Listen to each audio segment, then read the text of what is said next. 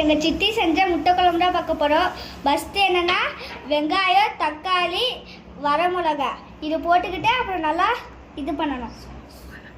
சோம்பை வதக்கணும். அடுத்து உப்பு போட்டு மிளகாய் பொடி போட்டு மஞ்சத்தூள் போட்டு தண்ணி ஊற்றி பண்ணணும். அடுத்து கிண்டி விடணும். என்னென்ன கொதிக்க விடணும். பார்த்தீங்கன்னா கிண்டி விட்டுக்கணும் நல்லா முட்டை குழம்பு. இப்படி ஆயிடணும் முட்டை குழம்பு. அப்புறம் கேஸ் நல்லா கொதிக்க விட்டுக்கோங்க. அப்புறம் ஸ்டவ் பார்த்தீங்கன்னா சிம்மில் வச்சுக்கோங்க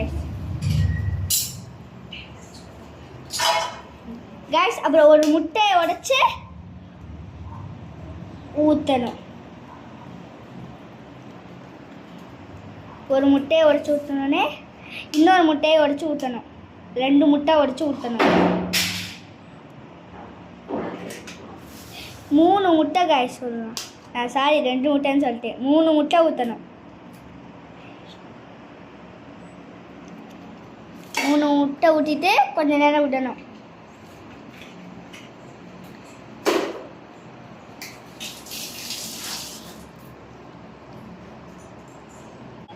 கைஸ் அப்புறம் எங்கள் சித்தி பார்த்தீங்கன்னா இது எண்ணெய் பாட்டில், அப்புறம் இந்த தோசைக்கு ஊற்றுறது, அப்புறம் சீரக டப்பா, இந்த உப்பு, இந்த மிளகா பொடி வைக்கிறது, உப்பு வைக்கிறது, இது வைக்கிறது, அது பார்த்திங்கன்னா மீன் மேய்க்கிறது, அப்புறம் பார்த்திங்கன்னா கடமிளகா இது பார்த்திங்கன்னா அது ஃபுல் பாக்ஸும் பார்த்திங்கன்னா மீஷோவில் பார்த்திங்கன்னா ஆர்டர் போட்டாங்க.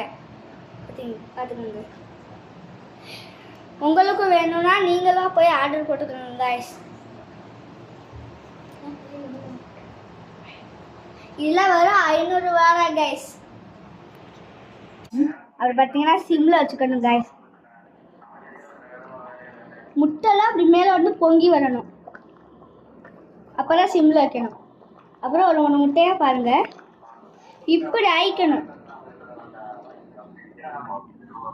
இப்படி ஆயிக்கணும். ஒரு முட்டையும் ஒரு முட்டையை எடுத்து பார்த்து இப்படி ஆயிருக்கணும் கைஸ்.